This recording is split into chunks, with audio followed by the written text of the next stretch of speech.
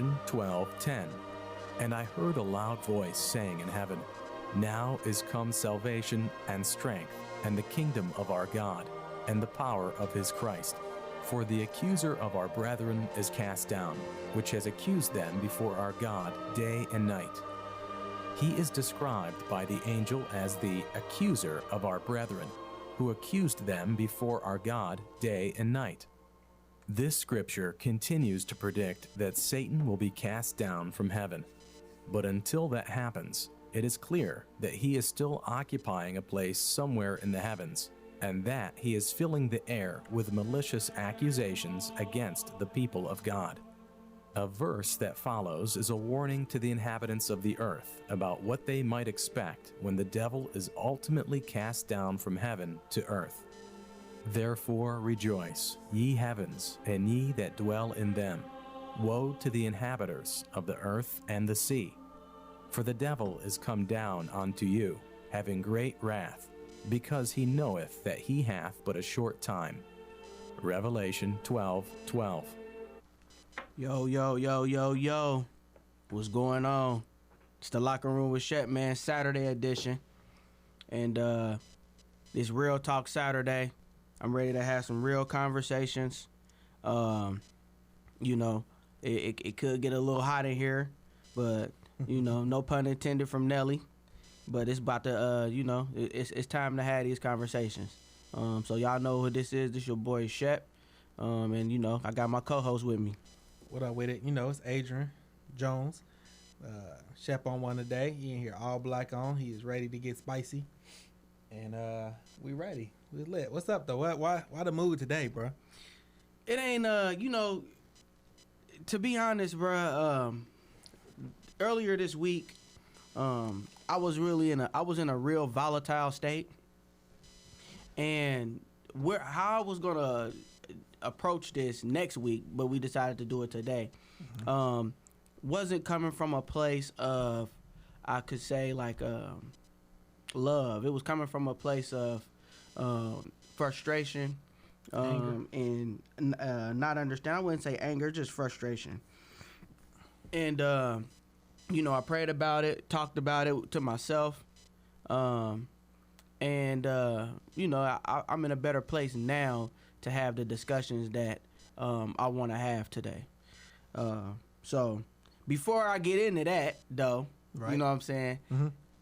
I want to tell everybody that my motto in life, and I feel like a lot of people, if you have the ability to live like this, then you should. But tomorrow ain't guaranteed. Facts. The next second ain't guaranteed. Indeed. So if you got anything out here that you want to accomplish and go do, don't procrastinate. Go get it done. Whatever it is that you want to do and can do, live your life, go get it done. Because in the honor of Kobe Bryant and in the honor of the Bible, it says that, the biggest mistake we make as human beings is the fact that we think that we got time. Facts. But why you bring up, I guess I get why you brought up Kobe with it, but why you put him so side by side like that? Like, in honor of Kobe in the Bible, Kobe, a lot of people die unexpectedly like that. Well, I don't put Kobe in that, I don't hold him as regard as what I heard hold Christ and or is it just, but you just idol, I ain't gonna say idol, you just looked up to Kobe so much, you just expected him to be around longer kind of deal? I just think that the death of Kobe Bryant just a shocker. Was just, he was an NBA basketball player. Facts. And, he was world known. Correct. So when you have somebody who dies suddenly like that, somebody who was very impactful, looked highly upon in their sport, and not even their sport, just across the world, that's a shocker, bro. Yes. And it should be an eye-opener to us. So basically you're saying, like, somebody like Kobe we thought was above, untouchable to these things like this, just because who he was, Kobe, and everybody knew him. Everybody, I mean, you felt like he one of them people you felt like you knew, even though you didn't know him. Right. But and if he can go, then you can go too, kind of deal. Yeah, like I expected, Kobe to live till he was like 70 or something. Right. not die in a helicopter crash. You expect the Odom to be dead right now and not shot, not Kobe. Gosh. Not Kobe. I'm just saying the lifestyles that they live. If Lamar Odom, like he said it, he should have been gone, not Kobe. So it's different when you see somebody taking care of themselves, good health, and then something like that happens and then they're gone. It just catches you off guard. Yeah, man. So that's why I say, man, tomorrow ain't promised. The next second ain't promised. If you live your life, you know what I mean, to the best of your ability. Don't wait. Don't procrastinate. Procrastination is almost the devil. Don't do it. So that was my opening rant, bro. Don't wait. Don't wait. Go get it.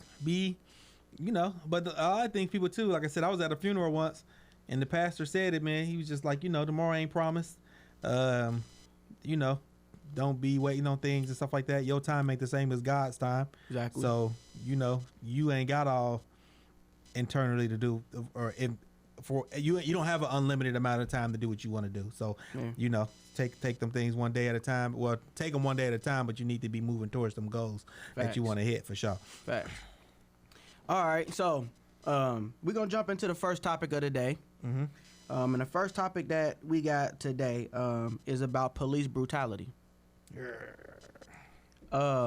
As we know, we live in we're in America, where we have white supremacy, and the media and technology is being able to show how these things happen easily.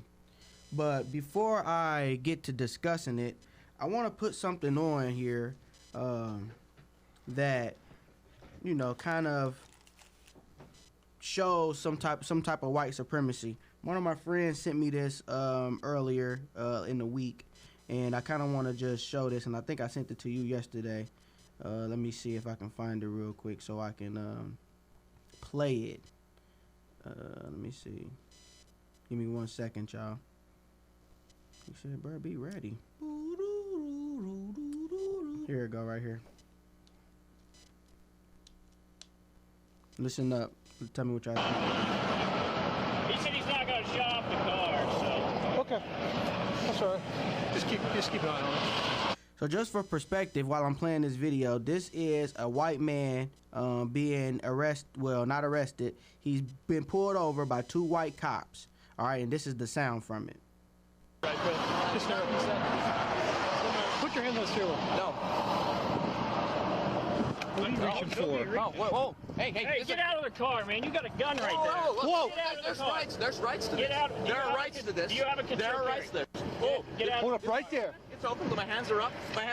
No, you got to. This is on body cam. You have a body cam, sir? Put your hands over your eyes. Do you have a body cam? Put your hand over your eyes. Do you have a body cam, sir? Put your hands over your eyes. Yeah, you're gonna I will send this dog on you. I will shoot you if you do. Don't fucking grab my gun. You have rights. Put your hand. You have rights too. You have rights too. Don't you dare.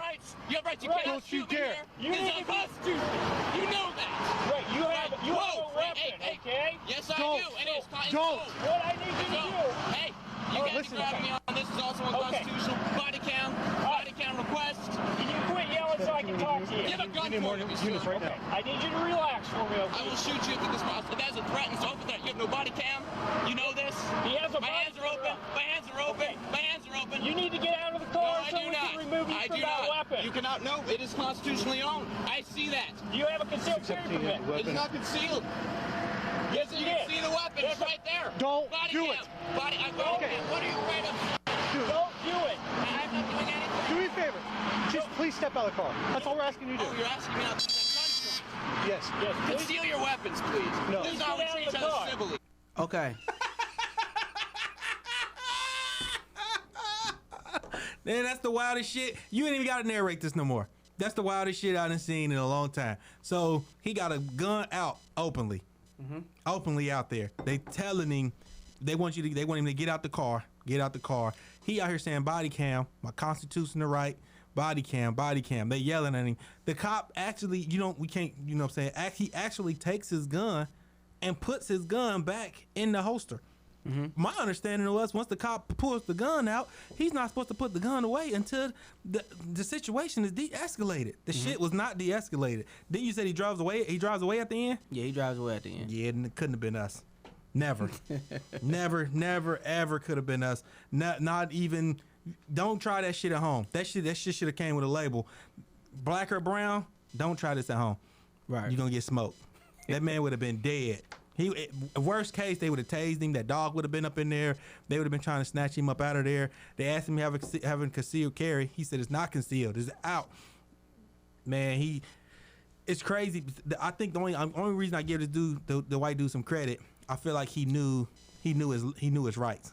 Facts. And then that's where get us at, because we don't know our rights, and then we get in those moments we get confused. As soon as we make that one mistake, they blast our ass, and they use that one part of it that we did wrong against us. Right. But yeah, that shit was brazy. That shit was crazy. How you feel? I know I kind of just go ahead. I just kind of ran it off on it. Yeah. But that shit would have never happened with us, ever. And then so now when I talk to my white friends about stuff like this, they go, well, more white people was being killed than black people this year. So this year they killed like 50. The cops killed like 50 white people to 30 black people. But even with that, I'm trying to tell you, we like 18% of the population. But are they talking about? Is it unjust killings or is it just killings? They don't talk to you too much about it. But even with that, white people are like 50-60% of the population or something like that, just a white people alone, or 40. I know. Don't quote my numbers. I know I'm off, but I know they higher. But if we 18% of the population, how? Because we got 30, the Hispanics got like 20 on kill. So really, we on the brown side is 50-50. But we still so less of the population. The number shouldn't be that screwed that way. It shouldn't be that close. Yeah. But when I see shit like this, I see why they getting by. It's another one where the man like 65 years old, they trying to stop him. They got a cop car hitting the car. Another cop is coming up from behind. He smashes off, and the cop is actually hanging onto the car as the dude driving up off the road with the cops hanging on the car. Really? Yeah. Nothing happened. He gets arrested. They figured that one out. But maybe our skin tougher and stuff like that. We can't get tased. You just gotta shoot us, I guess. I don't know. So, cranky. That was very frustrating this morning. That was a terrible video to show. So, white supremacy. First off, what I want to say is, I think that video was staged. Think it was fake? Yep. Okay. So I do think that the video was fake. The way that the video was done, the timing of it, like after the death of the guy in Minnesota, or what was it, Dante? I'm not sure. Dante, I believe it was Dante, in Minnesota. But I believe that it was made as a mockery. They brought it out to show some type of white supremacy, and I do think those people in there probably were racist. That's my first initial opinion, because I don't see where they're going to say, hey, please, let's just let's go down here and start pleasing him and saying please and all that type of stuff. Secondly, when it comes to this subject, we as blacks already know that any little thing that we do, any like you said, any mistake, they are fatal. going to fire off. Yeah, it's fatal. So, to my people out there, right? I am of the belief that we need to make sure that we understand the law and we understand our position. When you get pulled over, it's not the time to be Hulk Hogan. Right. It's not time to be The Rock. It's not time to be The Rock. Not the people's champion right now. If you have people that family and stuff like that, it's not the time for that. You have to know what the law is. Right. I want to see us make sure, that our hands is up. I want to do everything perfectly to where, all right, now you're gonna have to drag me out this car. And that's what the dude did in the video. He's like, he was doing. He kept yelling for the body cam. He had got that, and then also he was saying the key stuff to make sure he didn't get in trouble. So exactly. He like, my hands are up. Yep. Palms are open. Yep. Like he was saying key phrases to go, all right, even if you are try to sauce me and shoot me or fuck me up, it's recorded on there. Right. Like, hey, this is my right. So now when he starts spewing that, he ain't got the body cam is there. He ain't got no choice but to bow down. Right. He don't want to fight this battle no more. Right. Because really the cop in the video probably didn't know the law as well as the dude in the car. Right. You know what I'm saying? He probably didn't have the training or the knowledge to know to go, oh damn, can I be doing this? Can I not be doing this? All right, fuck it then. I'd rather just concede this and let him go, and then we find out he did do something wrong, go get him later. Yeah. Because really he just bowed down. Right. Essentially. So that's why. So as blacks, we should know coming into this situation, we're not going to get the benefit of the doubt. Nope. At all. Right? Right. So if we know this, and it's been going on for 400 years, whatever we know this by now. We Right. should. So we need to be able to understand, like, hey, we can't get out here and start shaking and wrestling. Why? Don't get out the car. Make them. If you weren't speeding, if you weren't turning on the red signal, if you didn't break the law anyway, don't get out the car. Make them pull you out. Now, there are circumstances to where that has happened. Right. I'm not saying for black people that we can still do that and they still won't shoot our ass, because some will. But You never. It just depends on what's going on. Like if in case in that situation, dude had a gun and dude went to go drop down and drive off, they might fire it off. But that's the thing though. He had a gun. I'm saying that's what I'm saying. In that situation, a black dude probably will still probably He probably get shot. He was shot. He was dropping off. Yeah, because he didn't. He had a gun, and they seen it, and then. You know what I'm saying? For him to be so afraid of this man having his gun, which he was concerned about, in the video, he takes his gun that he has drawn on him and puts it away. But you that concerned about him having his gun out, but you feel comfortable enough to put your gun back up. Yeah. No way. But see, you talking about make him drag you out the car? They wouldn't. The army sergeant, when they did him, they wouldn't drag him out the car. Cause he had his hands up and he had his seatbelt on, and he like reach and take your seatbelt off. He like, no, I'm not about to take it off. Then the other cop was about to reach in there to take the seatbelt off to help get him out to do it. He like, don't reach in there, don't reach in there. He wanted this man to fuck up. Yeah. And then that's when you hear protect the troops, protect our men in service and stuff like that. Yeah. Well, this man is one of the troops. He is in our service. He was in full uniform. Yeah. It wasn't no hiding it. He's in full uniform, and you still treat him like a nigga. So it is what it is. You can't win for losing with it. You got cops out. You got good cops. You got bad cops. You got cops that out here want to treat you like shit, whether you blue, black, green, or yellow. It don't matter. You're going to get that. Until they figure out the way to get that sorted out, then it is what it is. Now let's talk about the way to get it sorted out and fix the issue.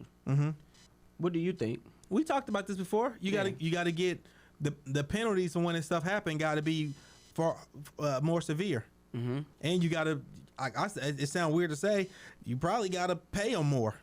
You know what I'm saying? You got to pay the cops more, because you got to make it pay enough to where the elite individuals want to do this job. Like, they already make good money, so you got to give them so much to where when they lose these jobs, they feel it that much more. Okay. They just got to feel it. So that way, now when you bringing these guys in, you bringing in the best of the best. You paying them top of the line. You giving them the top training. You giving them all this.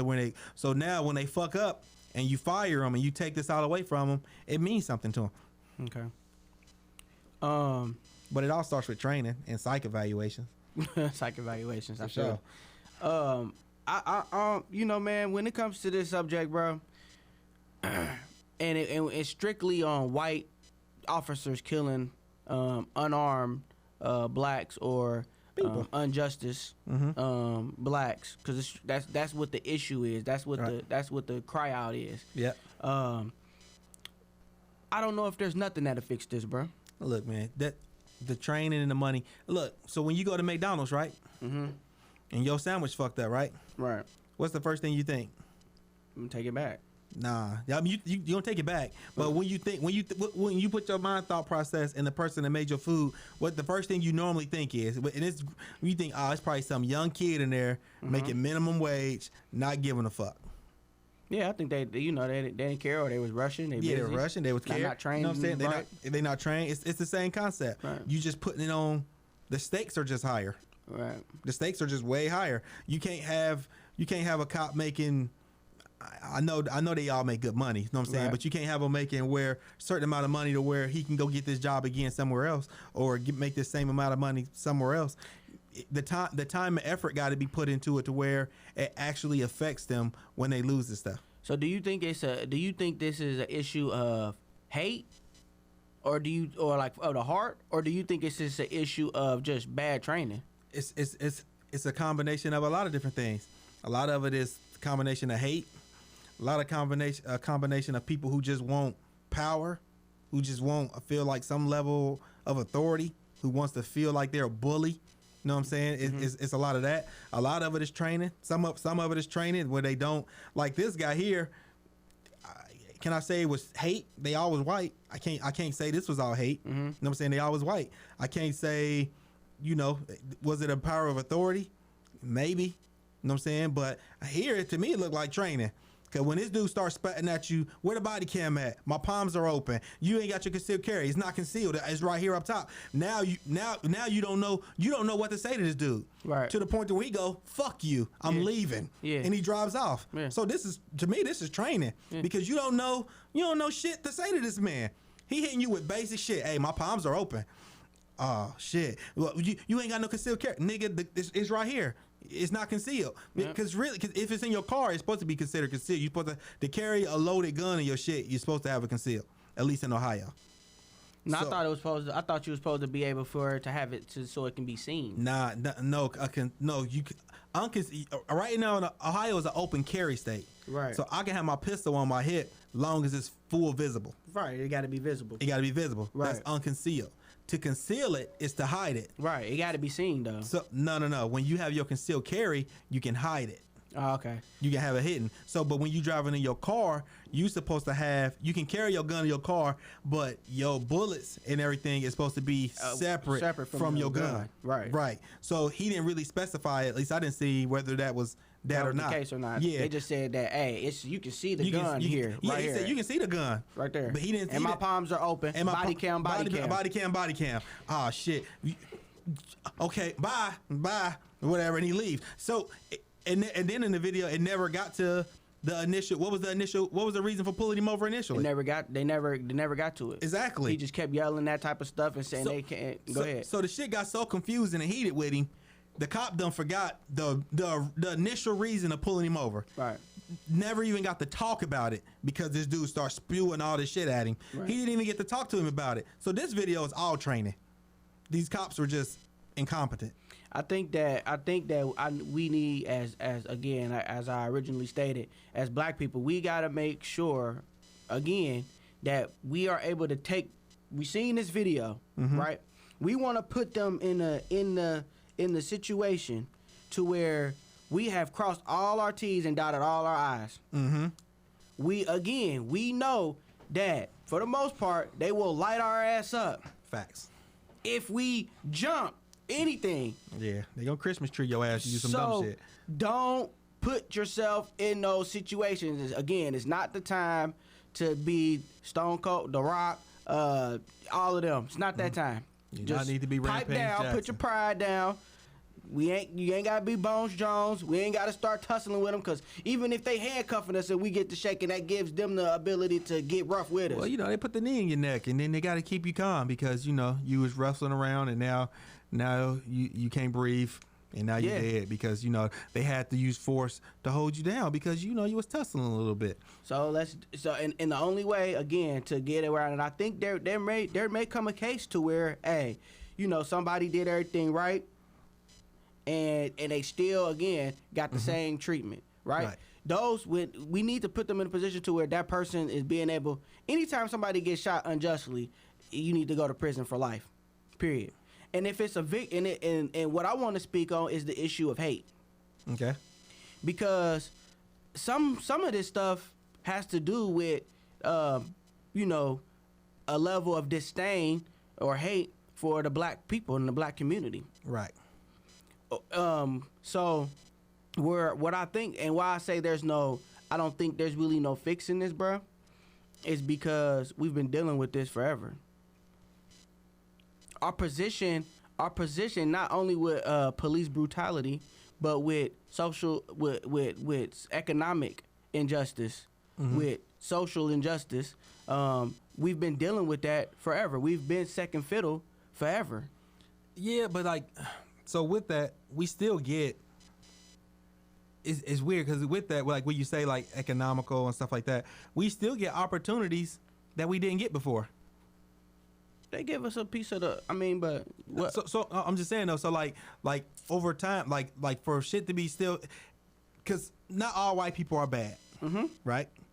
Exactly. You know what I'm saying? Not all white people are bad. So I don't want to sit up here because, like I said, I get on my soapbox with this shit and I can be cranky and I can talk shit all day. So now I'm just trying to be devil's advocate a little bit. Not all white people are bad. Right. White people are giving me opportunities to do jobs and stuff like that that I never had to do before. Okay. Now I also feel like I had to prove myself a little bit more. You do. Than normal, and that part still may not be fair, but we still have more wealthier black people now. We have more people. Like the way I live my life now is not nearly as much of a struggle as my parents had to live. Right. And then my parents' life wasn't much of a struggle as their parents, and so forth and so forth. So it gets better over time, but it's still one of them things to where it's just the process just seems slow, and you got people who want to impede on that process, and that's what make it harder on everybody. So you gotta think if you a cop or whatever, and you got that hate in your heart towards black people, and you can't, they probably couldn't. So a lot of the videos I see, they couldn't get that off on me in that moment because I'm gonna be probably a lot calmer and a lot chill on it. So they can't get that on me. They can't do that to me in those situations. But it's just people that we know, people that you know right now. If that was in that situation, that's black, they gonna get fucked up. Yeah. You know what I'm saying? So you just never know. It's all time thing. You just really, and almost damn near, we just hope we waiting on a lot of motherfuckers to die. Hey, listen, man. We waiting on a lot of old motherfuckers, or a lot of people with an old way of thinking. We just waiting on a lot of people to die. That thing, bro, is terrible. Has been passed down. For sure. And it's going to continue to be passed down. So hear me out, bro. You know, and this is my thinking about this. Nothing in this world to me is a physical battle. Okay. Nothing.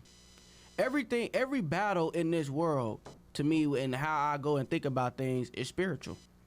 Okay. Everything is spiritual warfare. It's a spiritual battle. It's a battle between good and evil.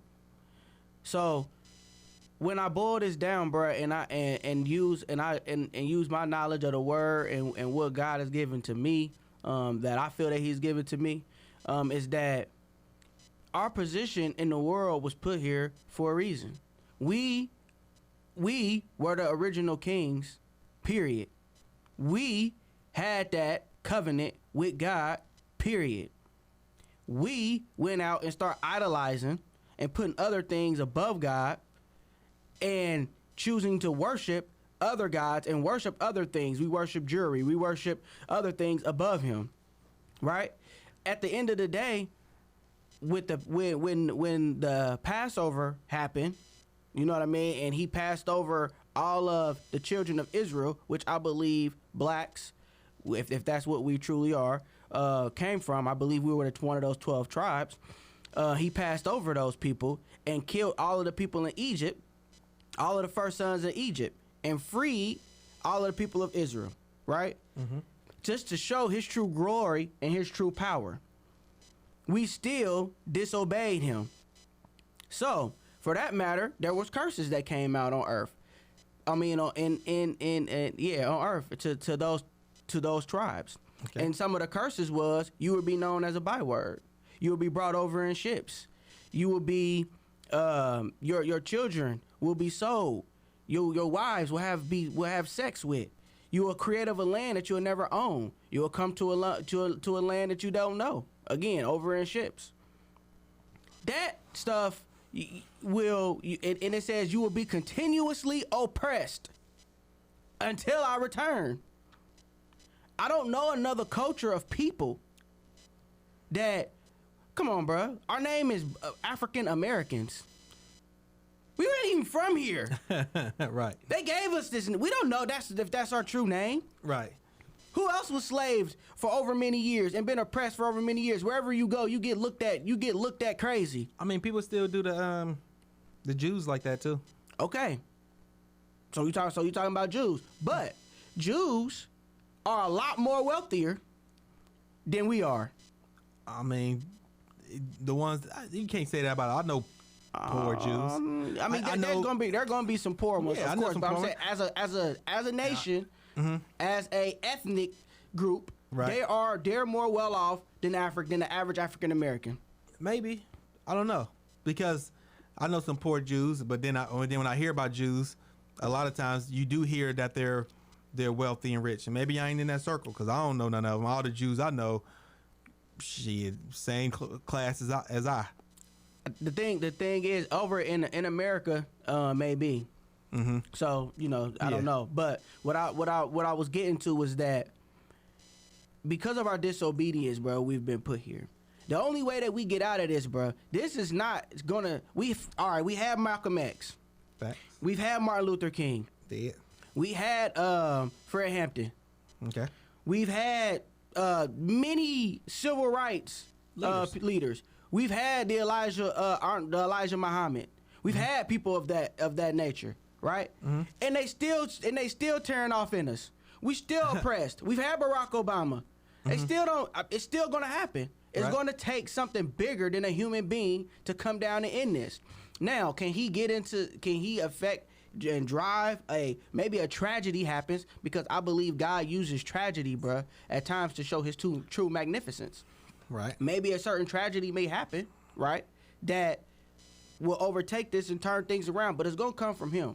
So instead of us going out here and, again, like we were with Ryan and Luton, I understand that some things, you get frustrated, okay, but we have to go and we have to put prayer behind it. When Moses went out and got free and freed the tribes of Israel from Egypt, he got direction from God. We need to, as a community, we need to stop beating the shit out of ourselves and killing ourselves, unite all the way, right? And then go fight and pray about it together. To that you say what? What you got to say? I mean, I don't know the book like that as well as you on that aspect of it. So it's kind of, I know sometime, we talked about, I be feeling like you be connecting stuff that don't be there, but how you say it makes sense.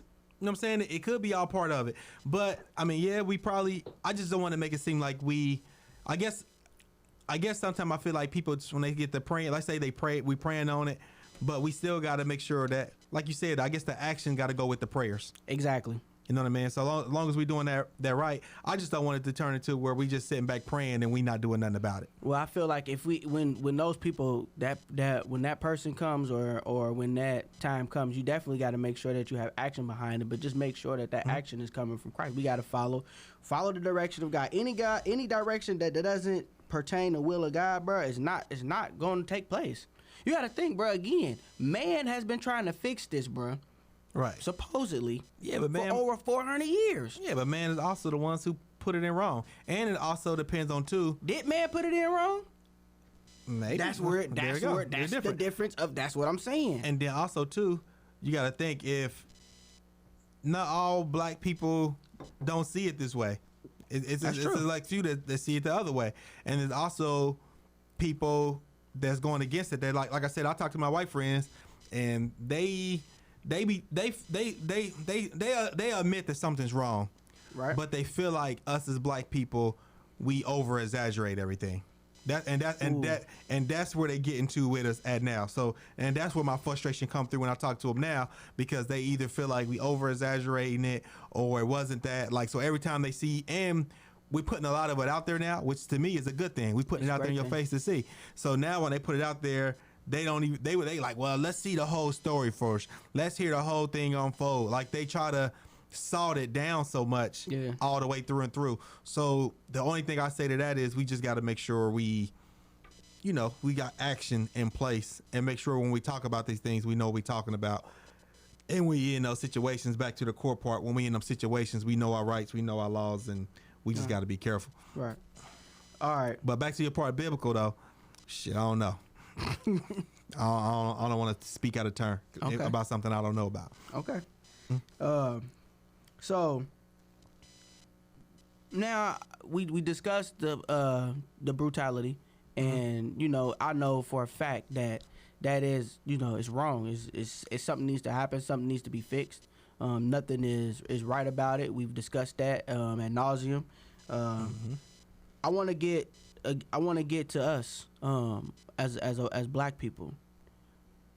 Let me ask you something, Adrian. Mm-hmm. When the last time you went to a urban club, you know, the type of club that listens to the same music you like to listen to? When the last time you been there?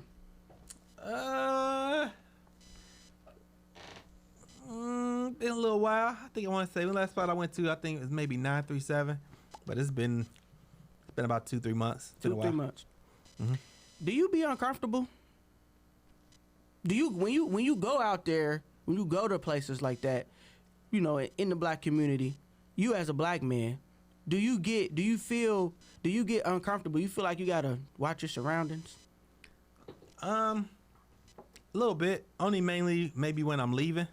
Okay. Like while I'm in there, you know, when I pull up, I guess I'm not thinking too much about it, but maybe once I'm leaving, you know what I'm saying? You kind of, like while you in there, you know, if you feel like you dress nice and you cool, like you feel like everybody kind of watching, you know, they not watching, but peeking at you to a degree, just seeing who you is. Right. Maybe when I'm leaving a little bit, you know, because that's when if something gonna happen to you, it's more likely gonna happen when you go into your car, you trying to leave, somebody try to roll up on you or something like that. So maybe when I'm leaving a little uncomfort. All right. So, when the last time you been to a predominantly or in a white neighborhood, Okay.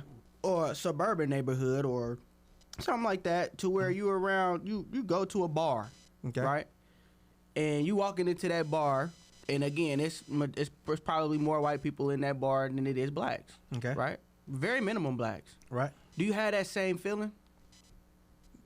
Yes, Okay. but it's a different feel from it.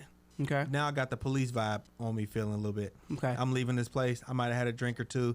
They about to just kind of about to fuck with me because I'm on this side of town. But it ain't the people. But no, it's not the people. Okay. So,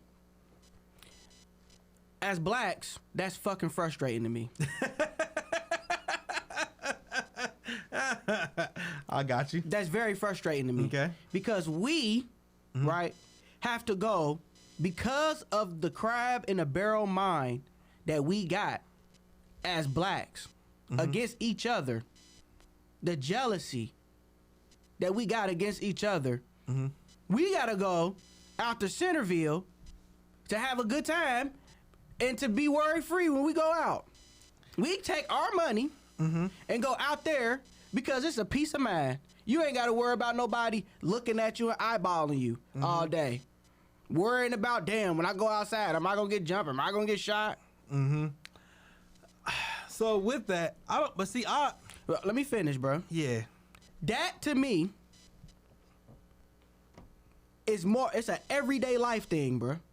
Every day, you on Main Street, something can go down. Now, it can happen anywhere. Right. But we got to do better, bro, as people.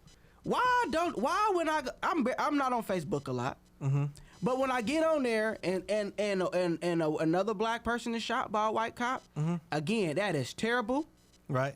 To the most. I hear a lot of people crying out. Right. But I don't hear that same cry out when every day we doing this shit to ourselves. Okay. And that is frustrating to me. It starts, you ever heard the term, it starts in the home? Yeah. This is our home, bro. So we got a clean house first is what you're saying. We got a clean house, bro. You ready for me? Go ahead. All right. Mind you, you sent me these topics, and I'm going off the top of the head off everything today. I ain't even looking at none of them. So this is what I say to that. Now, I get it, because I do feel like, you know, you got to kind of watch it. But see, I think sometimes people get jealousy getting mixed up with just being hungry. Nigga, if a nigga want to rob you, a lot of times the nigga ain't robbing you. It's jealousy in there sometimes too. But a lot of times he robbing you because, you know, you got a lot of money, you got money, he don't.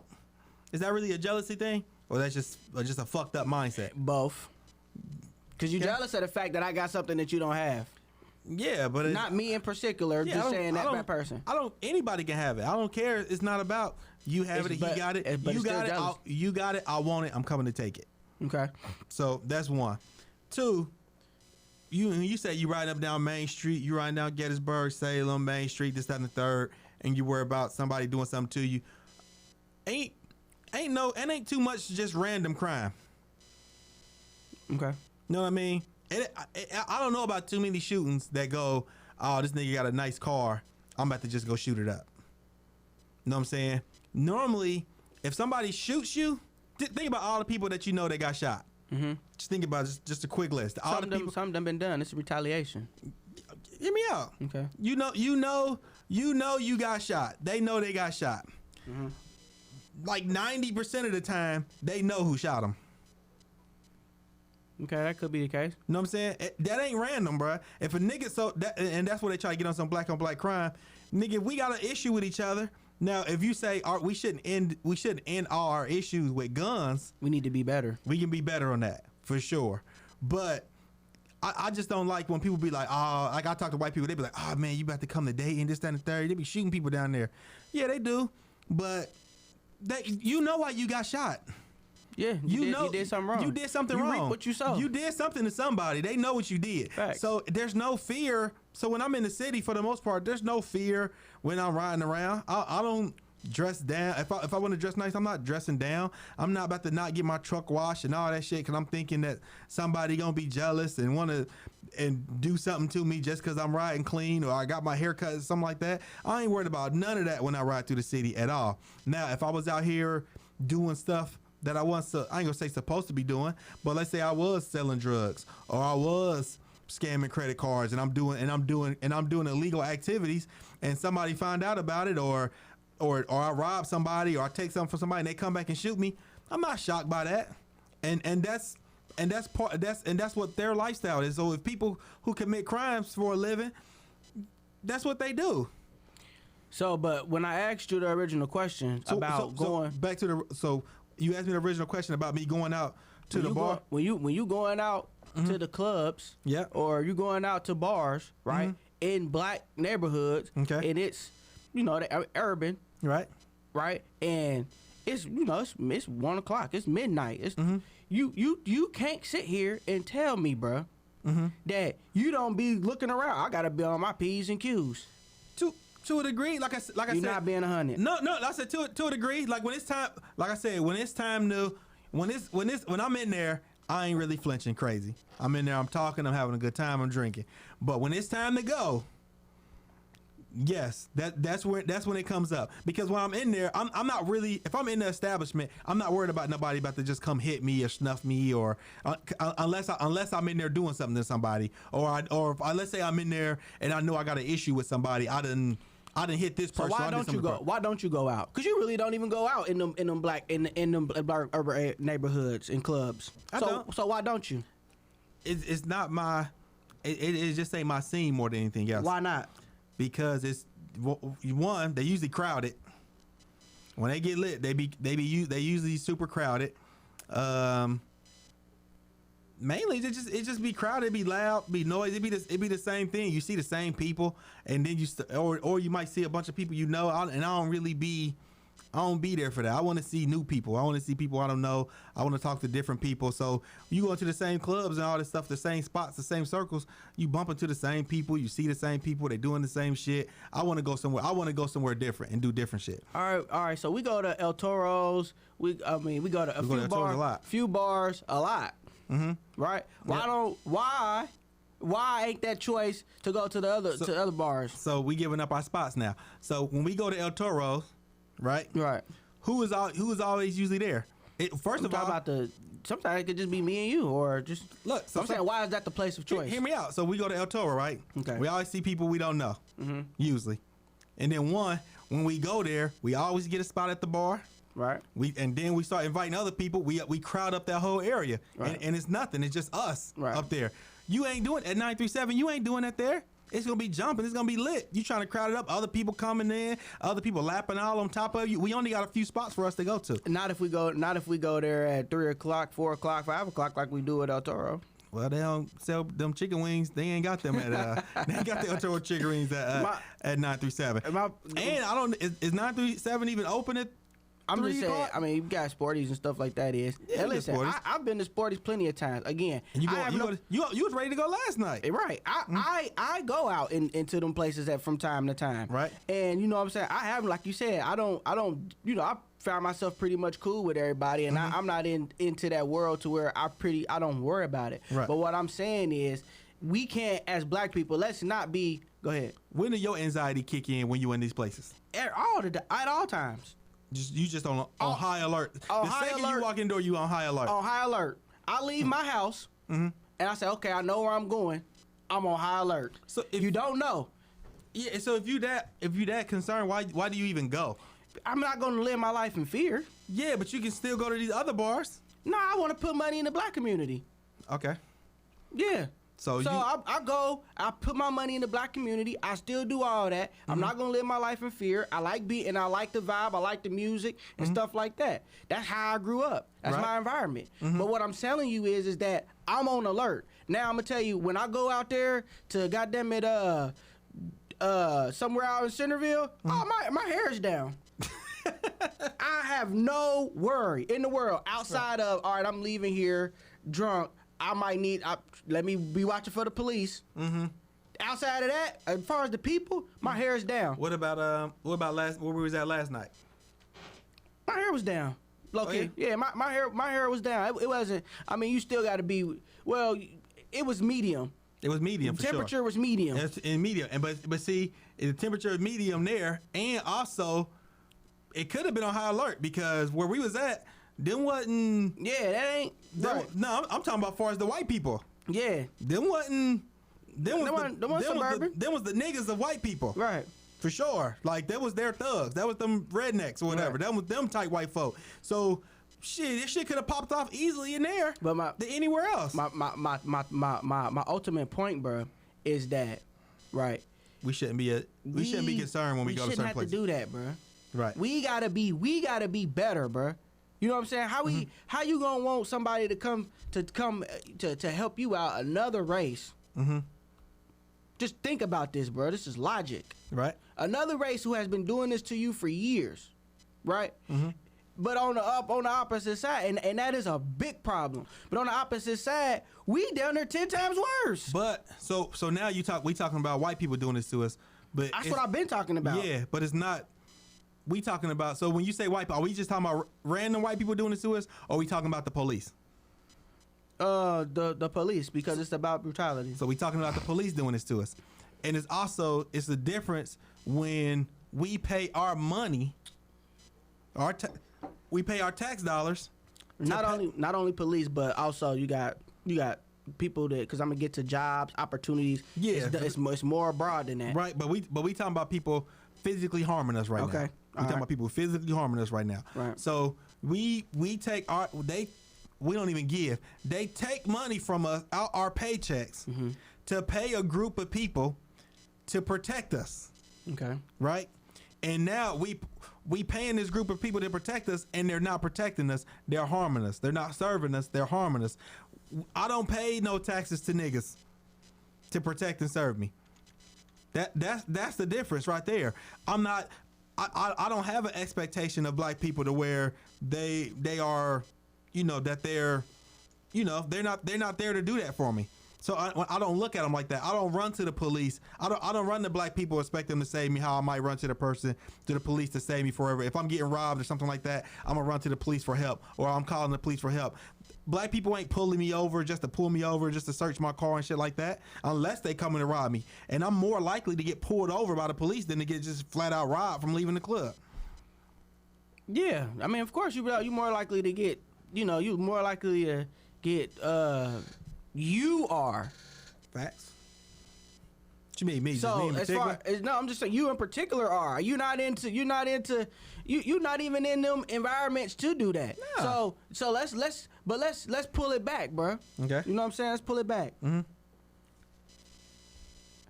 When you say that you want to reach out to, I feel like I should be able to go to my neighbor's house. Okay.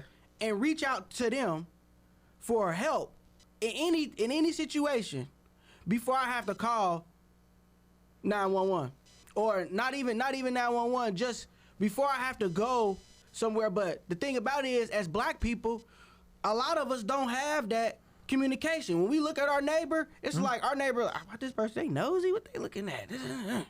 It's always some shit, bro. Yeah, we talk about them nosy neighbors, but everybody love them nosy neighbors when it's time when they need them. But what I'm saying is, bro, what the word tell us to do, bro, is love your neighbor as yourself. Okay. That is if you hold that commandment, bro, you hold all the commandments if you think about it. But love the neighbor as you love yourself, right? As a black community, bro, we gotta practice that. Yeah, we're never gonna get rid of evil and hate and violence, bro. But it can pipe down some. Yeah, we can do better at that. But we do that. But they try to don't lump in the organized crime set into the regular black, and like the Black Lives Matter movement, black people trying to do stuff for each other. Like when I grew up in my neighborhood, we had a community neighborhood watch and all that type of stuff. But they try to lump at the crime aspect of it. It's people that's gonna commit crime.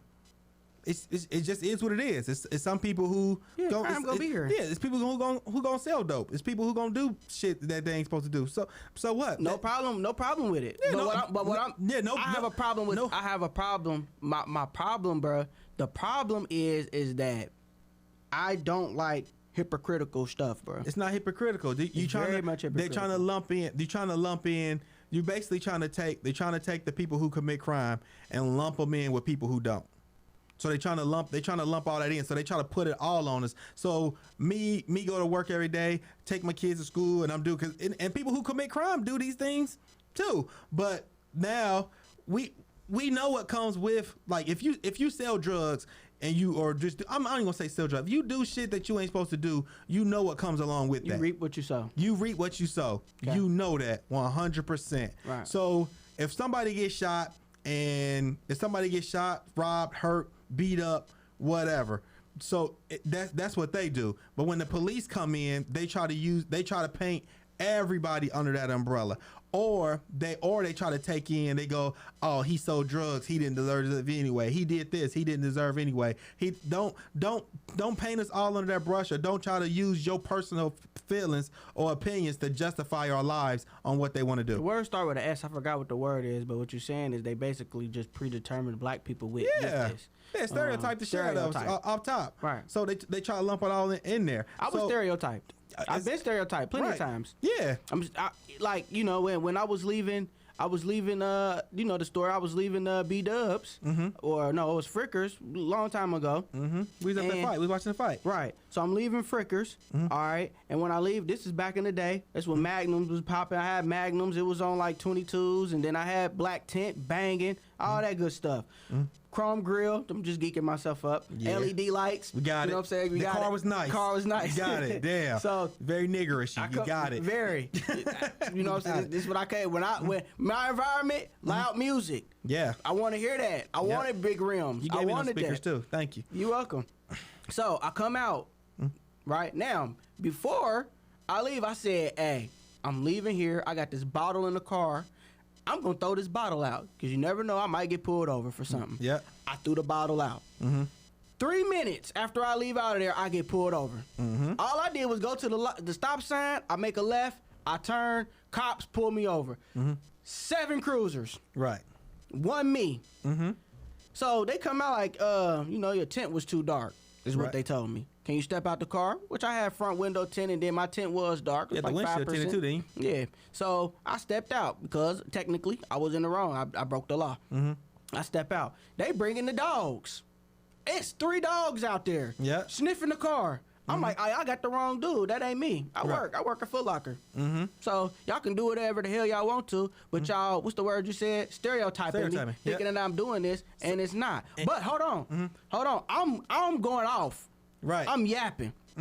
Now, what was the difference in them? Why didn't they plant? They could have planted drugs, right? They could have said, well, they told me to be quiet. I didn't be quiet. They could have took me downtown, right? Why didn't it happen that day? But see, look, I know where you're going to go at with it, but this is what I'm going to say to you. They stereotyped you, right? They did. They stereotyped you. Now, planting drugs on you, I don't think cops plant drugs on people as much as people think, unless they got a vendetta against you. If they got a history with you, that's kind of one thing. Then they may try to sauce you with that. But you out there, now I don't know how drunk you was, but you had been drinking, right? Mm-hmm. So I don't know, but your tolerance, you might not even what you consider drunk. But the thing was, they was so adamant that you was doing something wrong, right? That they missed all that. Yep. They missed all of it. Yeah. Just because they thought you was something else. Right. So with them thinking you something else, predetermines you did anything wrong out there. Now you was out there talking crazy, right. But if you would out there jumped or flinched, that would have fucked you up out there. Bruh. What I'm saying is, it's been people that have done less than that has been killed. Right. From black, exactly. white versus black. So you being out there, what you saying is you was in the wrong. You probably could have deserved some type of punishment, but your life wasn't worth the punishment that they could have. Your life wasn't worth what you did wrong that day. What I'm saying is that sometimes God uses tragedy to show his power and his magnificence, bro. Okay. I am a believer in that. And when these people die, yes, it is sad. Very. Yeah. But we have to understand that first thing first is death is not necessarily a bad thing, bro. Okay. To me, it's a good thing because be a good thing. You're free. No, it's a great thing because that person don't got to worry about this no more. Right. That person don't got to worry about stress and worry about what they gonna do tomorrow and stuff no more. Stuff like that. They ain't got to worry about that. Mm-hmm. They spirit, which is the true being in you, is now free.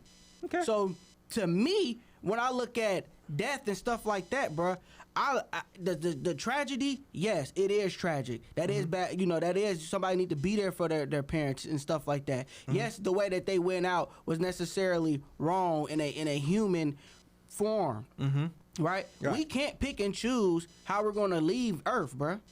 We don't have that determination. Right. Right. We can't do that. You can. We talk about you can't. You can choose your own way out if you want to. God don't like it, but you can choose your own way out. Yeah, you can choose your own way if you want to take your own life. Right. But that you shouldn't do that. You shouldn't do that. But the moral of the story is, bruh, God is in control.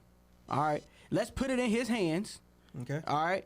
And then let him lead us to action. And let's come together and treat our neighbors with respect, love, kind. Let's get that going in our community. Right? Let's bond together all over the world and we fight this. Yeah, I'm good with all that. Yeah. That's my ultimate thing. For them, though. So when they do something, don't give them that out of going, why would we do anything for y'all when y'all don't do nothing for yourselves? Right. That's no excuse to them. That'll never be the excuse because they need to make that needs to be fixed. Facts. Right. All right. Long subject. Man. So we moving on. Next subject I got. Should there be a cause for pause on the COVID vaccinations? So I heard something about the vaccine. I'm telling you, I'm a very open book. I'll give you just enough to make you go research something yourself. So okay. I seen an article. I seen this last night to where they talking about the people who are getting the vaccine right now may have to get this annually. Wow. Yeah, they said they may have to get this annually. So it was in the early stages of it. Basically, they were saying that it's because COVID is like a flu virus. Mm-hmm. Like, I ain't about to get into if it's worse, this, that, and the third. Right. But they saying that it's like a flu virus. So every time you get vaccinated and everything, you get used to it. It changes just a little bit. Wow. So you may have to get this vaccination. They were talking about the 2-part one that you may have to. This vaccine may have to be something that you get annually. Mm. But that was early stages. I just seen a little snippet about it. I'll have more information about it the next show for sure. We gotta do some research on that, bro. So wow. That's some of the pause for it for sure, because it's almost like, well, if you're doing this every year, so every year you about to be vaccinated. It's literally about to be like a flu shot. To where you get your flu shot every year, you may be getting your COVID shot every year, and then it's gonna come to the point to where people just, man, you get your COVID shot this year, man, I didn't even get that shit this year. I didn't even get the Walgreens. It's just gonna be, it's turning into that. All right, so let me ask you this: So that's a pause for cause for me, for sure. Pause for you. All right, so let me tell you my pause for cause, because I got pause for cause. Okay. My pause for cause, bro, on the vaccination is this. I honestly believe that at one point in time, This getting scary. at one point in time here, they're going to mandate that you must have this, or else you gonna go to jail or be fined. Well, I don't think they're gonna go that far, but Ohio is trying to pass a law to where the COVID vaccine, if you don't want to get it, you don't have to get it, to where your job can't punish you on if you get it or not. All right, that's a great thing, and I hope that's true. Yeah, so I hope all states get that done. Ohio is trying to do that because Ohio for the most part a red state. So a lot of the Republicans that I talk with, they're not happy with DeWine. Why not? Because they don't like the shutdowns, they don't like the mask mandate orders. They feel like that is infringing upon their rights. So they're not happy with DeWine or whatever. So they really trying to get something set up to where I don't know if they gonna really get him up out of here because there really ain't nobody to go against him. But I don't see nothing set up at least in Ohio to where this gonna be mandatory. But I'm more worried about it on the federal level to where they gonna start shutting it down where you can't get on planes or you can't leave outside the country without getting your vaccine. And that's where I think they're going. That's when I think I'm gonna get bullied. I don't have no plans on getting the vaccine, but as soon as they tell me I can't take, can't go my tropical. I try to go somewhere tropical every year. Right. So if I can't take one of my nice vacations or whatever every year, then they might get me. Yeah, man. I'm of the belief that I think that it's gonna get something's gonna come out, bro, to where I think it's gonna get a little more serious, and then they're gonna up the level of alertness that they want with people. Because right now they're already saying, hey, like in some states, bro, when you go to these events, you can't enter in here if you ain't got the shot, right? That's what's gonna be tricky on it, because all right, your job can't punish you for not getting the vaccine, but I got a private venue or I got a private stadium or something like that, and I go, oh yeah, this is my shit. If you ain't got no vaccine, you can't come in. Just like the stores and stuff. They talked about lifting the mask mandate because I think they lifted it in Texas, and I think they talking about. But all right, the state lifts the mask mandate. All right, you outside, you ain't wearing no mask. But this is my room, this is my building. If you want to come inside of here and shop and consume my goods here, you need to wear a mask inside of here. Yeah, that's your right to say and that. That's my right to say that. So it's gonna be getting real tricky on some of them things. But what I'm saying is that's why it's gonna get tricky. But what I believe is that at the end of the day, when all this stuff said and done, I'm a firm believer that it's going to be mandated for you to do anything. You're going to be considered a threat to society if you don't get this vaccination. And I'm hoping it don't go that route. But this is my cause for pause. This is just my cause. Right. Because I'm looking at it again from a spiritual perspective. Okay. And I'm not looking at it from a worldly perspective. I'm looking at it strictly spiritually. And in the spiritual realm, bro, in the spiritual way, from the book, it say that, the Antichrist will cause all sorts. And I'm not saying that this is going to be the mark. Yeah. But it's going to cause people to get the mark of the beast. The beast is the system. The beast is not necessarily a person. It's the system. Yeah, but see, my only thing with that is, we've been getting vaccinated for years. It's not about that vaccination, though. Why ain't it? But those vaccinations, bro, listen, bro. There's never been a time frame, bro, in the world where everything was shut down across the world. They shut stuff down over you sneezing and coughing. Now, if you say, because they did when they had plagues and stuff like that, and all that, they was shutting shit down. We just don't. It's not in the history like that. It was a long time ago. They shut. Sports still continue. Yeah, they quarantined and everything. Sports continue, bro. No, I'm talking about way further than that. I'm talking about polio and the plague. I'm talking about shit years ago to where they had to come up with these vaccinations. Right. And now you get these vaccines. You damn near can't take the baby out the hospital damn near without getting some of these vaccinations. Okay. You're already getting. So if a vaccination was going to be the mark, it's already been done, or it's either already been done or it can already be done. You can't. You can't. It's the same. You can't say that, getting though. them. You can't even bro. go. You can't go to schools. You can't go to schools. All I'm trying to get these vaccinations. Adrian, you don't even know the timeline of the revelation. Okay. Some of these things, and back then, bro, the timeline of everything from how I'm looking at it, right. the timeline of what happened in Revelation hadn't taken place yet. Okay. You don't know about the ties with Israel and the treaties and stuff like that has to be signed. Those things come first. Okay, so these things happen, and now it comes after that. Facts. What you saying? So now it's a different timeline, bro. Okay. So for me, I'm looking at it from that perspective. I'm watching Revelation unfold in front of my eyes, one year at a time. You feel as if you're watching Revelations unfold. All right, that's what I said. Okay. So to me, that's what I believe, and that's why I say this is different. Now I'm not saying it's not. I could be wrong, and hopefully I am, because I want to see. I want my son to grow up. I want your kids to grow up. Right. You know, I want them to have that life, but that may not be the case. So my cause for pause is I'm waiting, because right now it says it's going to cause people to not be able to buy or sell. Right. Okay. So right now, if we really think about this, right. So, that could affect your job. It could go in and affect you leaving. It could go and affect all of that. It could. So since it can, I'm pausing, and that's my reason. I ain't mad at you about it. I'm just not.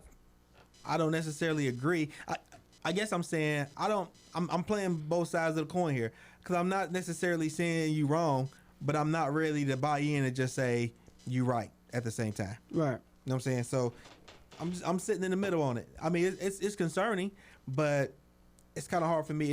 I don't want to say it's just the vaccine. I'm more worried about the results of the vaccine more than anything else. Whenever these new vaccines pop up, boy, people be dying and people get sick. Like I get it. People are getting the vaccine. You're actually putting the virus in your body.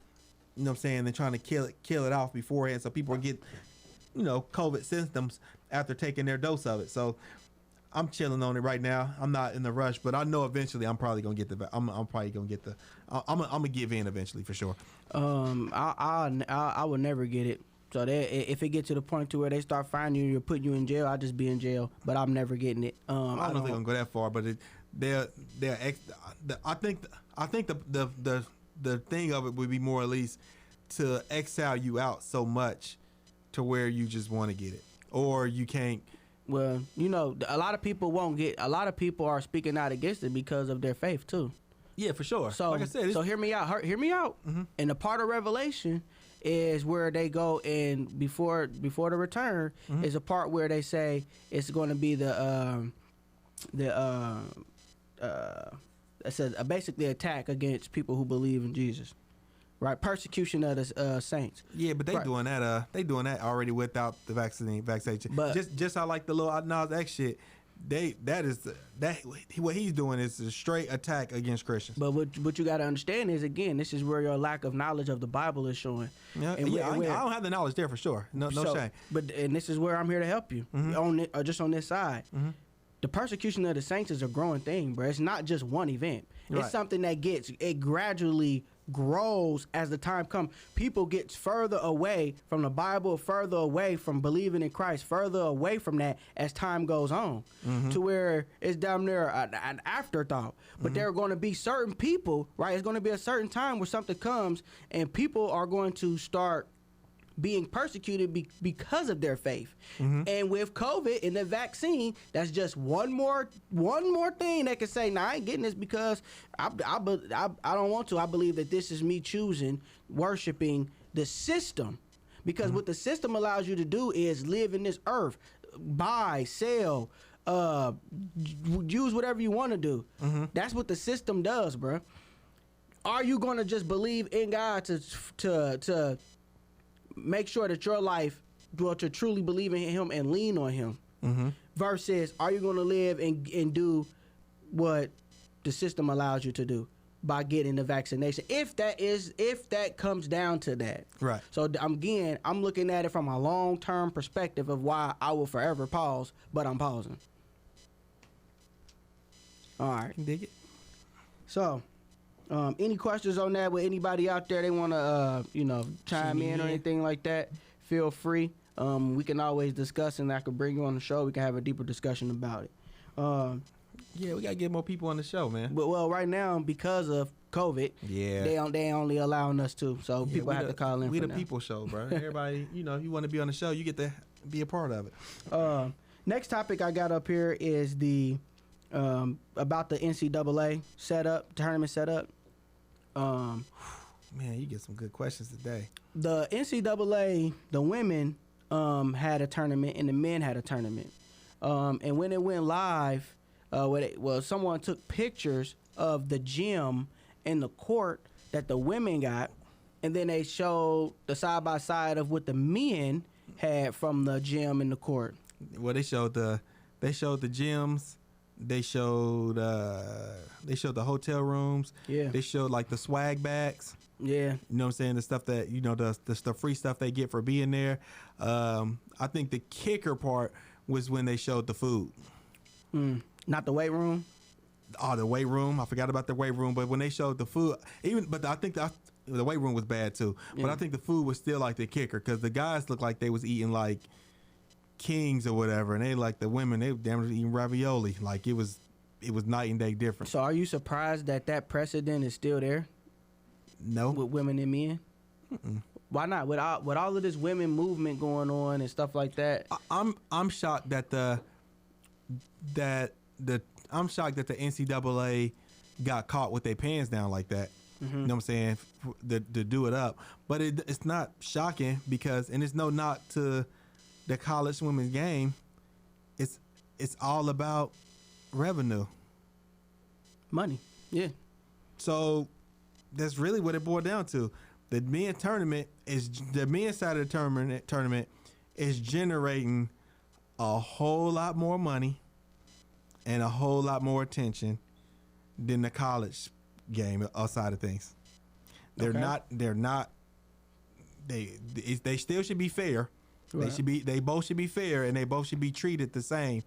But since the financial impact is different from one side than the other, that's why they were doing the women like that. Yeah. Like the women, especially probably this time, they probably was doing a tournament just like this is what we really just got to do. Yeah. But this men's tournament, this got to happen. Yeah. All that COVID stuff that we was concerned about, y'all boys need to come on play. We need to make this money. So, and basically all they did was on the women's side, they probably weren't generating the same amount of money, and they just went cheap on them. They went beyond cheap. They went beyond cheap. They treated them like peasants. For sure. And that's why I say it still needs to be fair. Like they still making money. Y'all still making money off of them. Mm-hmm. My thing is too, you still ain't paying no damn body. Yeah. So you still need to treat them as if you care, because you openly showed that you didn't care about that side of the tournament at all. Period. Yeah. What you think, bro? To me, bro, it sucked. You know what I mean? It was wrong, bro. It was very wrong. Yeah. They're making money. They're human beings. They're out there. They're making you money. Yeah, they're making you money, and they're human beings as well. I just felt like they treated the woman as a second-class citizen in a whole. That's part of the woman's cry in general. About their position, in society. So, but and for it to be put on full display in sports, like they should have had the same equipment, the same food. Yeah, it should have been even. They should have treated them the same. You know what I'm saying? And see, but then this is where people get on my nerves with it.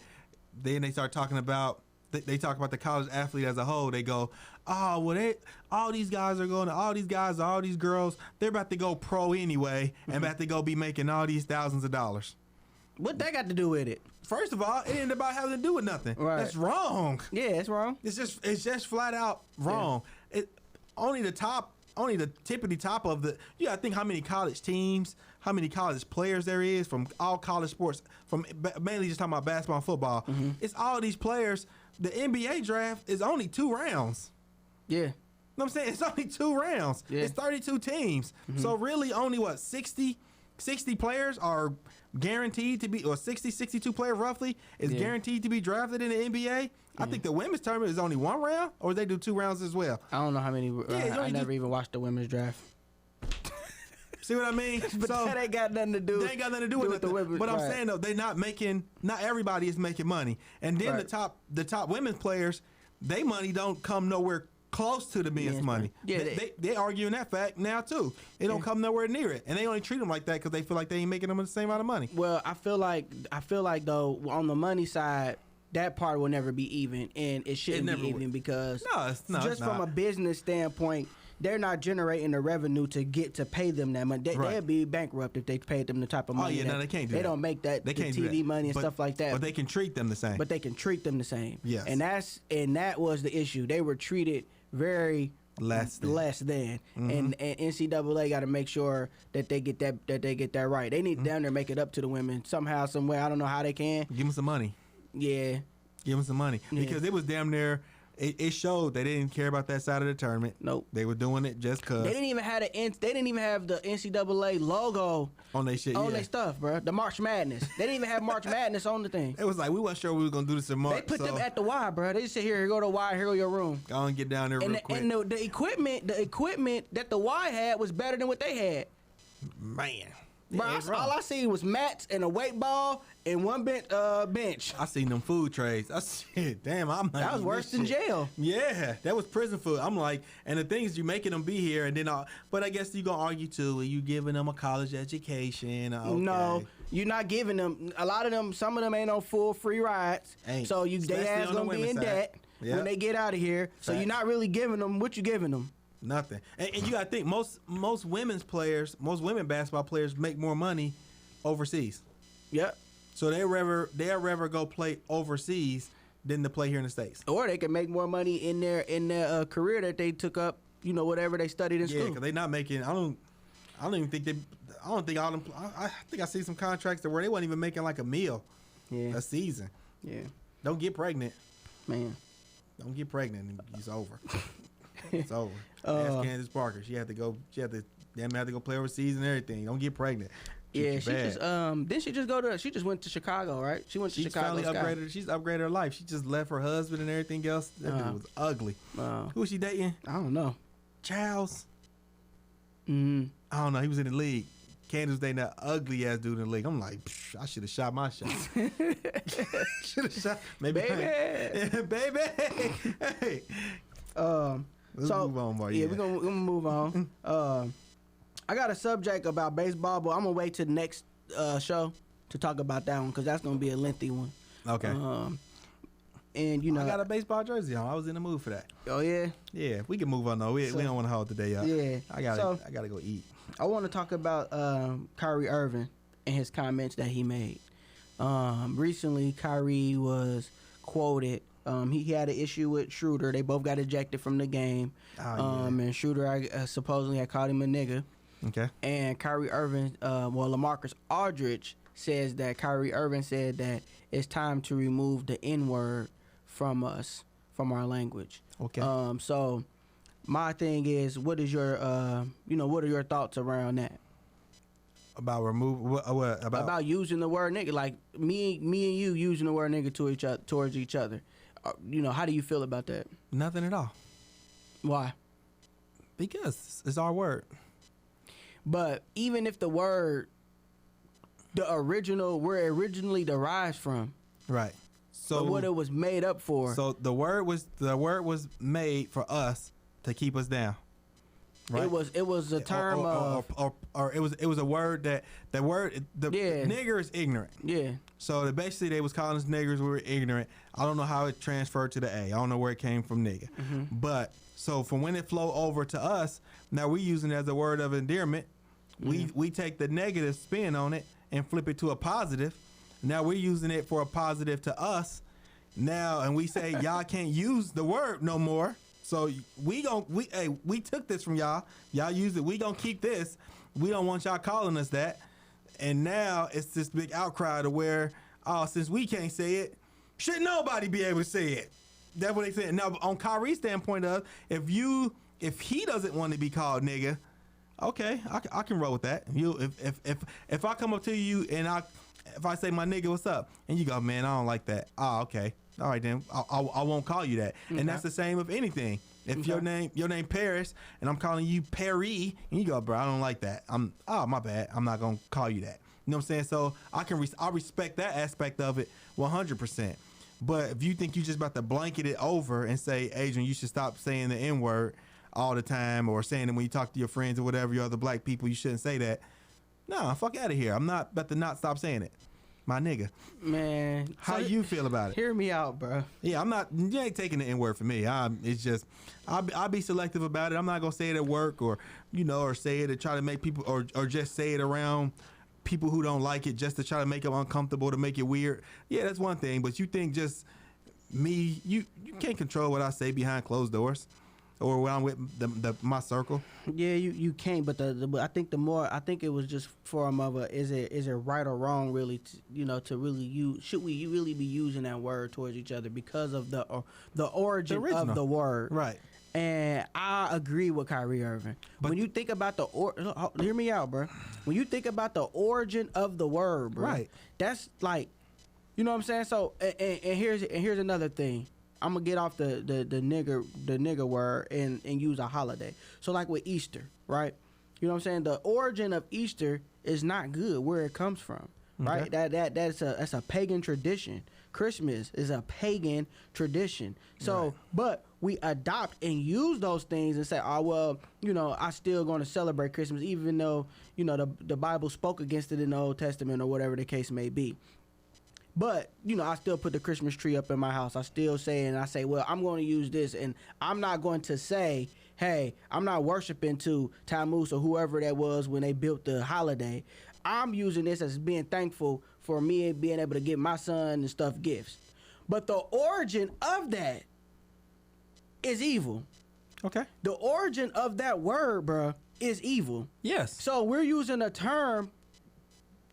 evil term towards each other. When you think about it like that, it's like, yeah, we shouldn't be calling each other that word. Yeah, and we know it came from that evil side of it. Right. Right? So, but you can't change history. You can't change. I mean, what's done is done. Don't get me wrong. But as long as we know that we're changing it where it came from, and we're putting a positive spin on it, and we spinning it to what we want it to be, then oh well. But that's a problem. That's a problem within the world, bro. For real. Not with this word. Because the main thing was it wouldn't be getting so much of an outcry if white people couldn't use it.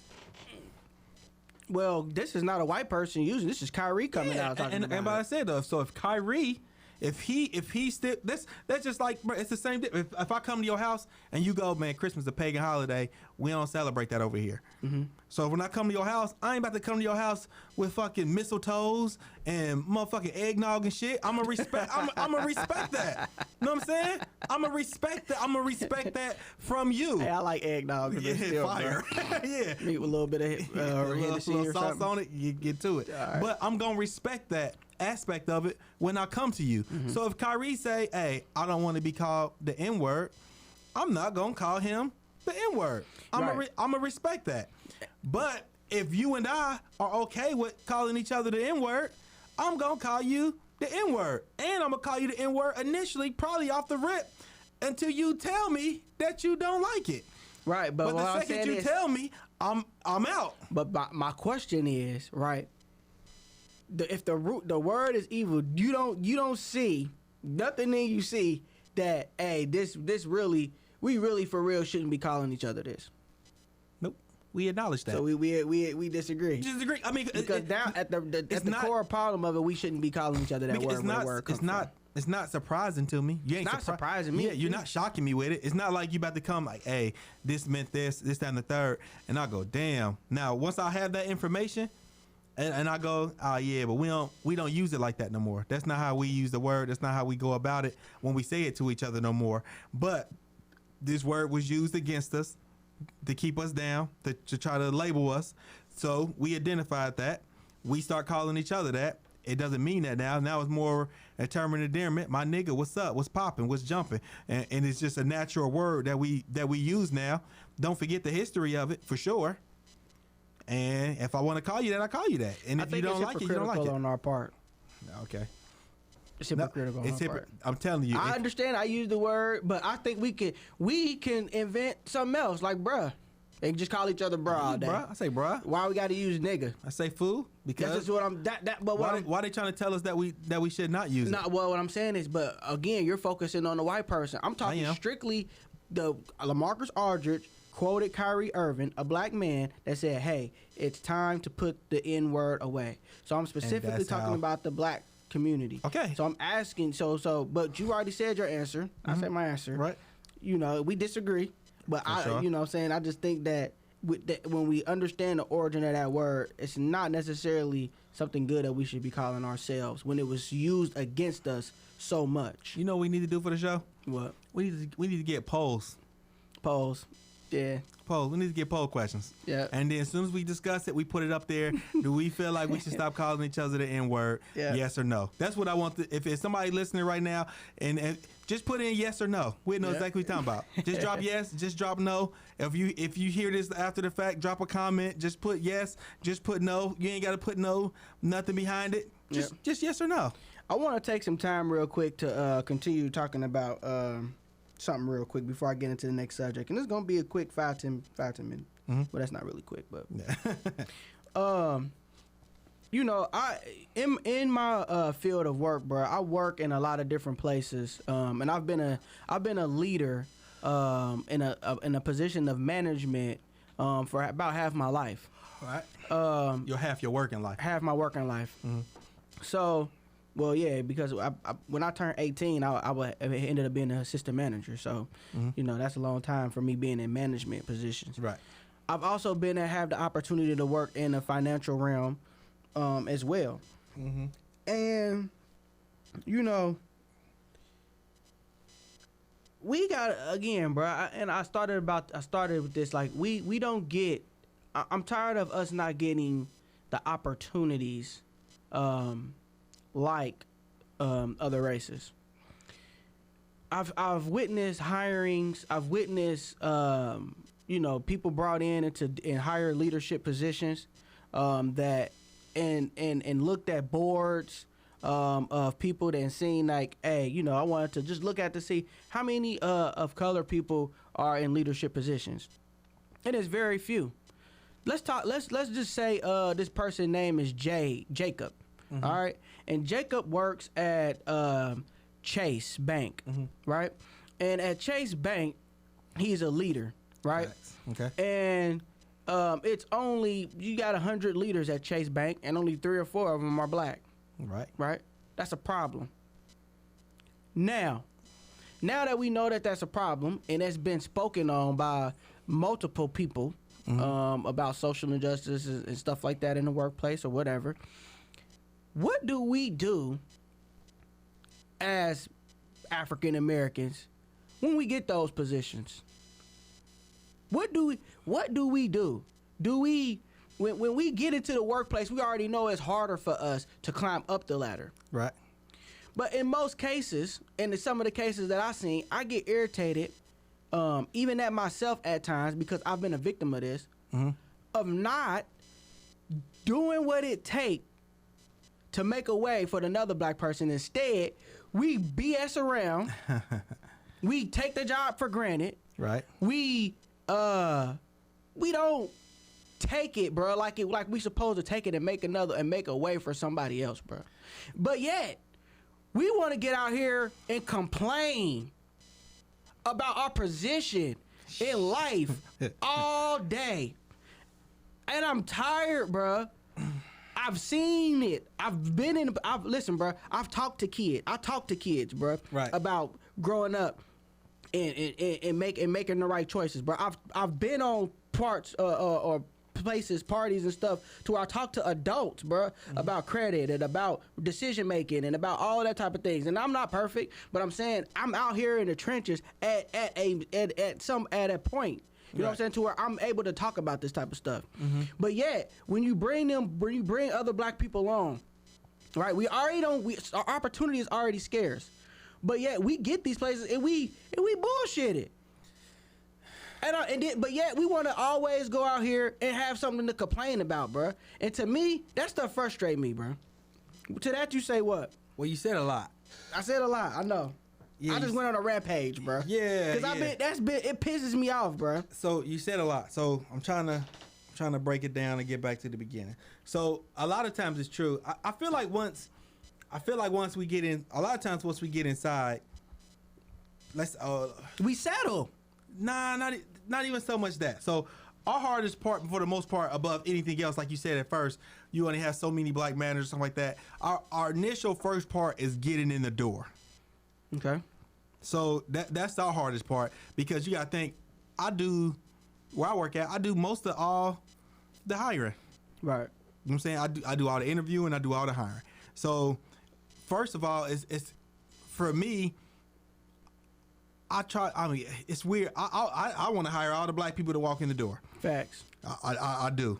But a lot of times, our problem is we got to make sure when we get in, like you said, we complain about stuff. We got to make sure we prepared when the opportunity presents itself. Right. You know what I'm saying? And then me as myself, yeah, you might be black and I might want to hire you, but shit, I ain't about to lie for you. Yeah. And I ain't about to. You risking your name. I'm risking all my credibility to get you on there. I'm putting all that on the line for you. Mm-hmm. So before you even come talk to me about asking anything, like, yeah, you can come talk to me about what you need, but before you put your name on the application, you better have all your qualifications there in order.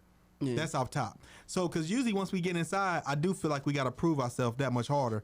So once we get in, they go, oh, he cool, this, that, and the third. I feel comfortable with promoting him. Now, we don't get those. We got to come in on the ground floor.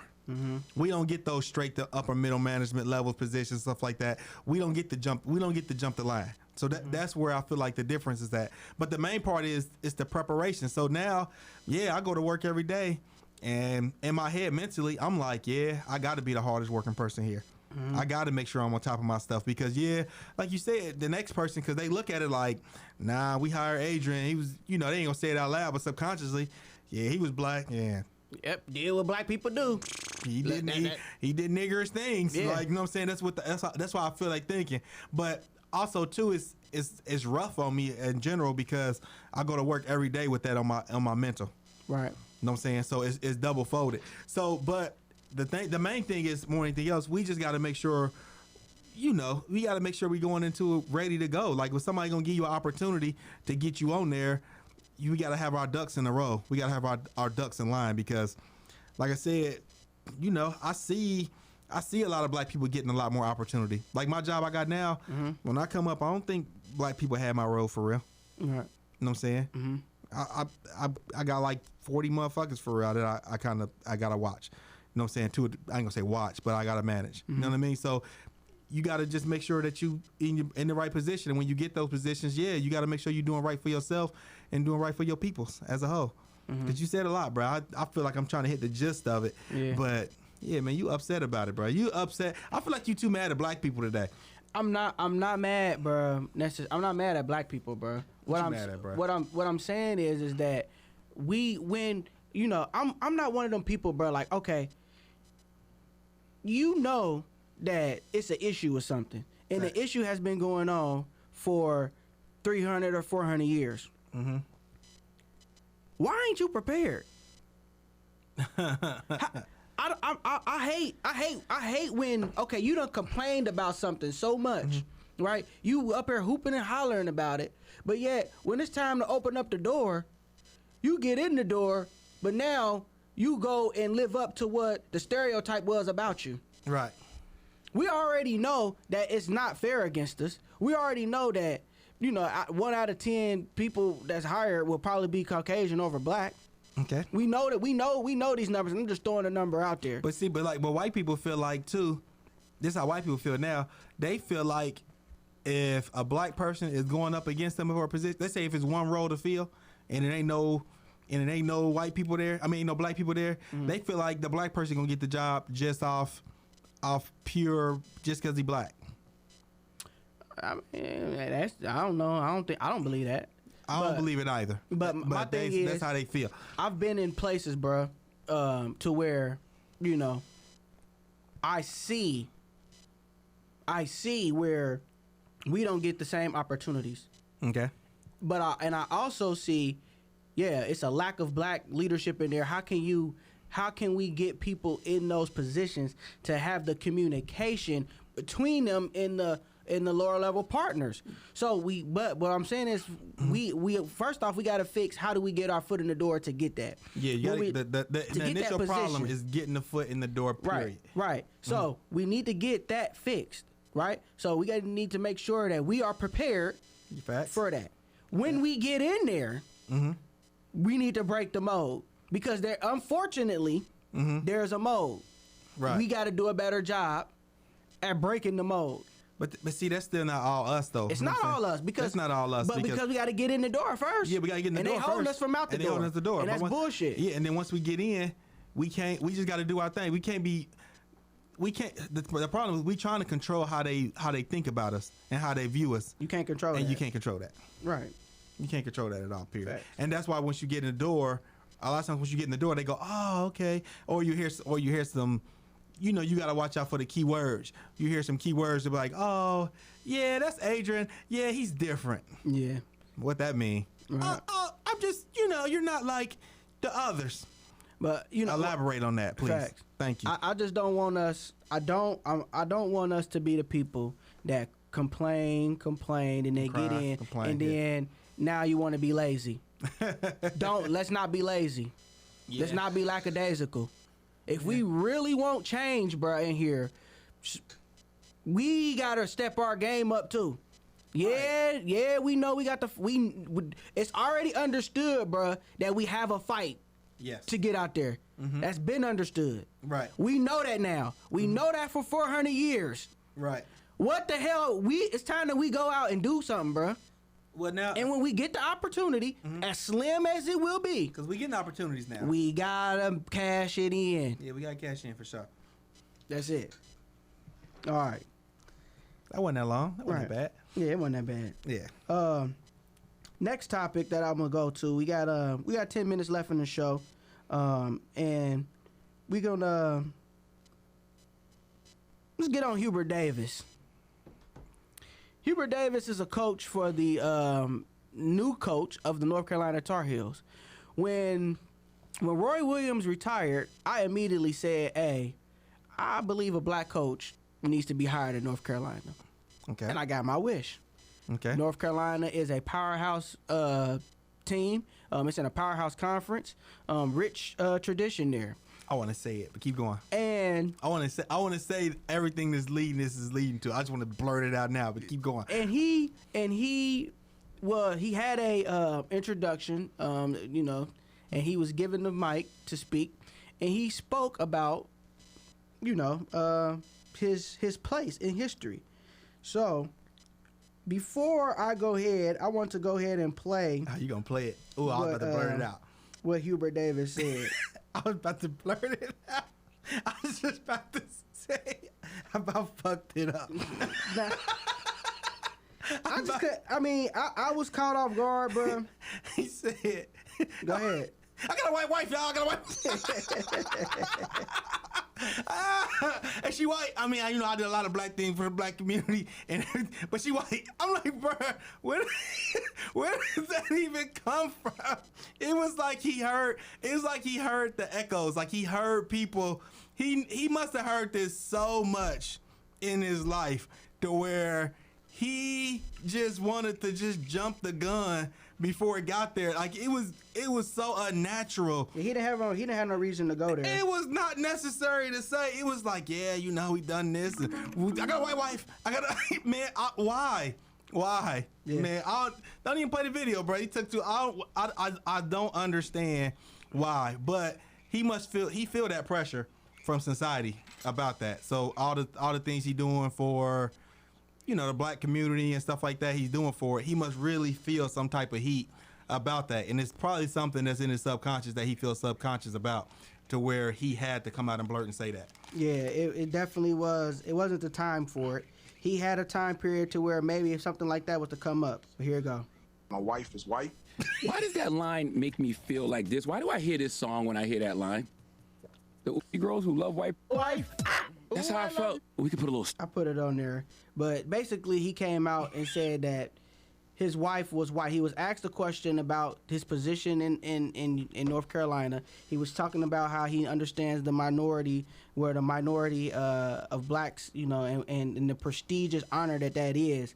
And then he also said, "But I'm also proud that my wife is white."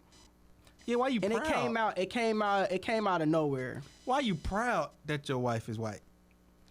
Well, he was saying that he was proud because, hey, let me tell you how good I got it, y'all. I done did all these things, and I got a white wife.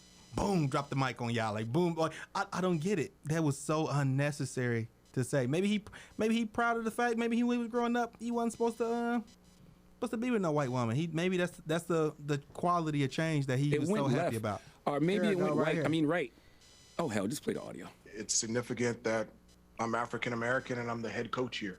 I know that in terms of Division I head coaches all around the country, only 26% of the head coaches for Division I men's basketball are compromised by minorities, specifically African Americans. I know that it is significant that I'm the fourth African American head coach in any sport in the history of the University of North Carolina.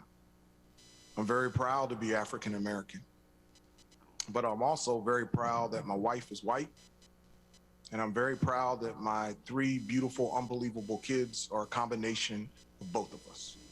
Now, the thing is, bruh, I understand why he said that, and I have no issue. I have no issue because I'm the type of person, bruh, that is able to remove my personal feelings and thoughts from a situation and enter into their stance and say, okay, well, let's see why this person said this. You don't understand this at all. But what I'm saying is I understand why he did it, because he knows that, hey, they're talking about the position of a black person, yeah, in that environment, and they want to, but he also wants to be show care to his wife and his sons, and he wants the world to know, like, hey, I know my position as black, but I have a white wife. Just to get rid of that. It's hard on the ears. Yeah. It was unnecessary again, but I do understand. I don't understand it. I mean, my only thing is he's self-conscious about it. It's something that he hears, and I clearly he loves his wife. I mean, he's trying to protect her, I guess. Maybe I ain't got nothing to say about it. I don't understand it. It just was weird. It was unnatural. Right. Maybe he was just like, hey, white people, I ain't that black. I got a white wife. I don't understand what. Yeah. I just don't understand it. It didn't make no sense to drop that in there. Because you got a white wife, it's gonna come up. I mean, a lot of, very powerful black people got white wives. Yeah. So it's not even. I don't get it. You love who you love at the end of the day, man. So I don't. It didn't matter. Yeah, it didn't matter, man. It was unnecessary. Yeah. You still can fight the cause with a white wife, man. I mean, she can be out there, you know what I'm saying, have her dashiki on right next to you, man. It's okay. I don't understand where that came from. All right, so final subject of the day, man. It's gonna be real quick, and then we're gonna get on out of here. The Lakers right now is on a bit of a slide. We know LeBron and AD is out. Mm-hmm. And there's going to be a tournament. So the 7th, 8th, 9th, and 10th seed will have tournaments. You think the Lakers going to drop down into there? They're close. They're like a game away. And AD ain't going to be back until like next week or something. Okay. And LeBron's still out 2 more weeks. Mm-hmm. So my question to you is, if the Lakers get into a situation to where they're in the play-in tournament and they don't make it, and LeBron plays in them games, does he deserve criticism? Or will he be criticized for that? So you trying to say so they're in the tournament situation, right? Because it's 7th, 8th, 9th, 10th, right? Yep. Well, and he plays all the tournament games. Yep. And he don't get in, so the best team he'll be playing is what? Maybe the Spurs. Well, no, you got Memphis, Golden State, Pelicans, maybe. And somebody else. The Spurs. Probably, probably the Spurs. Because the Spurs probably 7th seed now. So, yeah, he can get hella criticism for that. Does that hurt his legacy, in your opinion? Nah. Still the GOAT. Done. Nope. I mean, he gonna get criticism for it, but how can I say I hurt his legacy? He been hurt. He's about to come off. He gonna be coming off playing where he ain't been playing in what, close to a month and a half. Yeah. So they gonna throw him in there, and then depending on what seed he's at, you know, if he's, First of all, I don't like this whole play-in shit the NBA got going on right off top. Anyway. Yeah. I solely thought that was just something they was doing for the bubble. Yeah. I thought they was doing this for the bubble just because teams didn't have time to catch up, to get back in the playoff hunt. So I was cool with it then. What's the point of this? The only reason they did it this year was because it's 72 games only. So because they narrowed the season down to 72 games, they made it that. Yeah, but everybody started at the finish line knowing this together. Yeah, but they just saying that because of that, they want to give everybody additional opportunities to make it because you're gonna miss 10 games. Yeah, I feel you. Yeah, that's not. So I get it last year it's because gonna gain more money too. Yeah, for sure. But last year I get it because you wasn't expecting this. They catch you off guard. Right. Like Portland last year, they probably was gonna hawk. It was gonna hawk. Okay, yeah, they probably was gonna hawk somebody down. So I get it on that aspect. But this year it just doesn't make no sense. So, but if LeBron don't make it off this. And he coming off injury, and he trying to get his legs back underneath him, and somebody they snip him and catch him a game or two along the way, then no, it's not gonna hurt him. Real quick, I think it's gonna hurt his legacy. But you want it to hurt his legacy. I'm gonna dive into that next Thursday. That way, so I can talk more about it. Gotcha. But we about to go ahead. Nah, this is I just want to it's been going on for a while. We've been talking for 2 hours almost. Man, good show. Good topics today. Yeah, good show. Intense. So this your boy Shep, man. I'm about to go out here and probably smoke me a whole chicken today. You need the beer can? Yeah, I need a beer can. I'll be over there. I got you. You got any parting words, bro? Nah, everybody be well. You know what I'm saying? Take care of yourself. Be well. You know, I tell everybody be well. Just do good, man. Do good things. We out. We out.